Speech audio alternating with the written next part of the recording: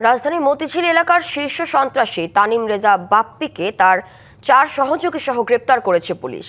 তাদের কাছ থেকে জব্দ করা হয়েছে 3টি বিদেশি অস্ত্র সহ 5 রাউন্ড গুলি।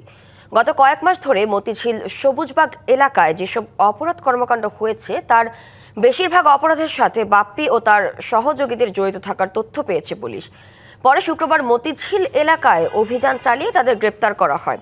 প্রাথমিক জিজ্ঞাসাবাদে পাওয়া তথ্যের ভিত্তিতে শীর্ষ সন্ত্রাসী বাপ্পির কথিত অফিস থেকে উদ্ধার করা হয় একটি বিদেশি রিভলভার, 2টি বিদেশি পিস্তল সহ 5 রাউন্ড গুলি।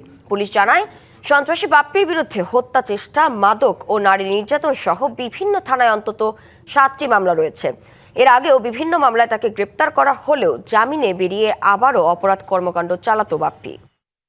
মতিঝিল থানার এলাকার হোটেল পূর্বাণী সংলগ্ন এলাকা থেকে তানিম রেজা ওরফে বাপ্পিকে গ্রেপ্তার করা হয় এবং তার সাথে আরো 3 সহযোগীকে গ্রেপ্তার করা হয়। ঢাকা শহরের আইন শৃঙ্খলা রক্ষা করার জন্য আমরা যে সার্বিকভাবে টিম ডিএমপি হিসাবে অপারেশন পরিচালনা করতেছি, এইটারই হচ্ছে আউটপুট।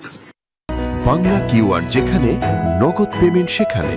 সারা দেশে 10 লাখেরও বেশি মার্চেন্টে নগদে পেমেন্ট করুন খুব সহজে।